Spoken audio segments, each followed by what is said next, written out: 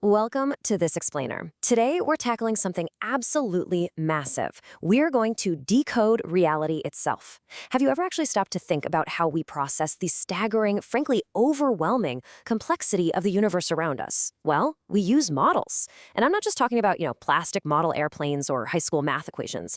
I'm talking about the invisible frameworks, the fundamental structures we use to understand, communicate, and predict basically everything in our lives. So today, we're going to demystify these hidden frameworks using a really fascinating academic taxonomy. Okay, let's just dive straight into our roadmap. We're going to explore 5 distinct lenses through which we decode our world. 1. The true purpose of models. 2. The 8 languages of models. 3. Physical and abstract models. 4. Stages of evolving models. And finally, 5. Modeling human behavior. All right, let's start by looking through our very first lens. Section 1, the true purpose of models. To really wrap our heads around this framework, we have to pause and ask a super fundamental question. What exactly is a model, and who is it actually built for? Because when you drill down into the deep motivation of the creator, it reveals a really critical defining split in human intention. This illustrates that split perfectly. First, we have models built for others. These are highly practical, goal-oriented, and, well, usually compensated. Think of architectural blueprints for a skyscraper, a robust business model, or complex information systems. They are specifically built to solve a problem for someone else. But then, on the flip side, we have models built for self. These are driven purely by personal joy, burning intellectual curiosity, or even just a profound sense of social responsibility. It's an artist painting a brilliant canvas just for the sheer sake of creation, right? Or a mathematician formulating a beautiful theorem simply because they desperately want to understand it. Recognizing this why is absolutely crucial. It's our first massive step in understanding the true nature of any given model. Moving right along to our second lens. Section 2, the 8 languages of models. Obviously, models need a language to exist. They literally have to have a medium.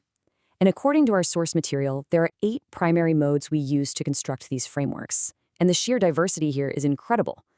We've got sound, like a beautifully composed symphony; gesture, like a dancer's fluid movement; material, like a heavy bronze sculpture or an industrial machine; graphic, which covers everything from blueprints to sleek infographics.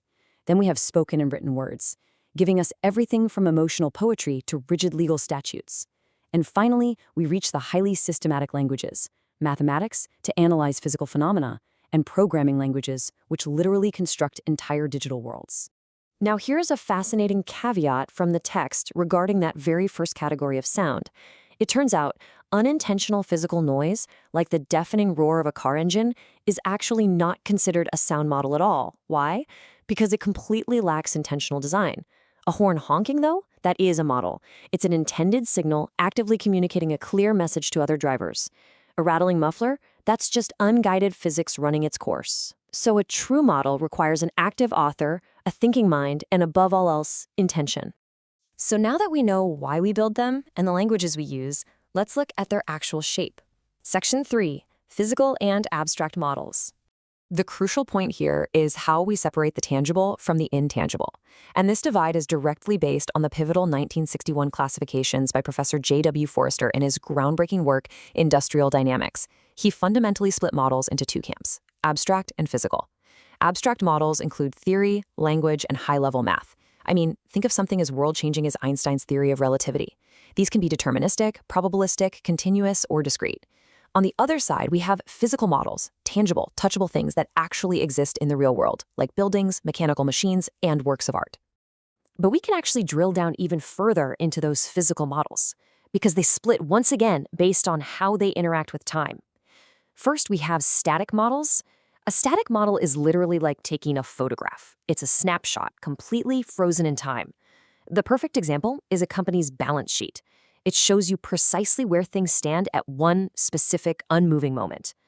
Contrast that with dynamic models, which show flow and change over time, like a graph actively plotting annual sales trends. And those dynamic models, they can be linear, moving in a very straight, predictable line, or nonlinear, which are packed with unpredictable curves and highly complex relationships. We've classified their shapes, but the truth is, models rarely just sit still. They evolve. Which brings us to Section 4, Stages of Evolving Models. Let's look at how a model actually builds across different mediums. Most models don't just exist in one single state forever. They undergo a total metamorphosis. Imagine a master architect. Step 1 begins as an internal model, pure, unadulterated thought, just a vivid mental image of a beautiful home. In step 2, they put pen to paper, creating a graphic model, which is the detailed blueprint. And finally, in step 3, the heavy construction finishes, and we get a material model, the completed, towering physical building. The model literally evolved from a fleeting thought to a static drawing to concrete and steel. Here is another brilliant example of that incredible evolution.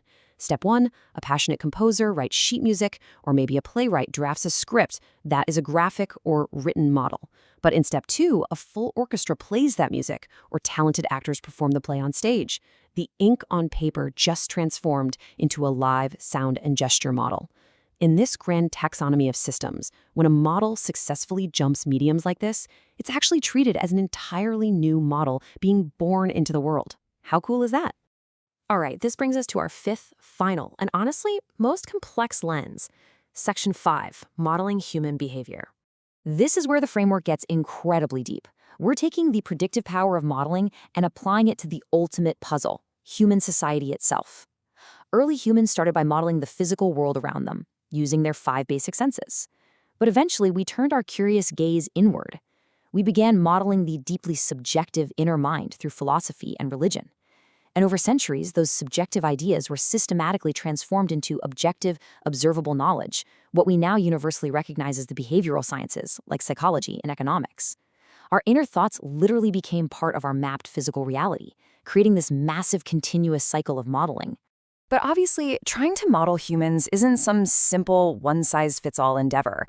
The method changes drastically based on what we're looking at. Are we looking at a single individual or a massive, sprawling group? At the tactical, surface level, for an individual, we're just modeling basic physical reactions. For a group, we're modeling superficial crowd movements and broad trends. But if we dive deeper into the structural level, the unseen, powerful forces driving us, an individual model has to map out complex inner psychological structures, while a group model meticulously examines the deep cultural structures of an entire society. It is an intricate matrix of how we study humanity itself. So, we've explored the hidden purposes behind models, the 8 diverse languages they speak, their physical and abstract forms, their incredible multi-stage evolution, and exactly how we use them to decode human behavior. We swim in a vast sea of these models every single day. So I want to leave you with this final provocative thought. Within this grand system of human society, with all its deep cultural structures and constantly evolving frameworks, what kind of model are you actively participating in right now? Are you the architect, the blueprint, or the building? Take a moment to really think about that. Thanks so much for joining me on this explainer, and keep questioning the frameworks around you.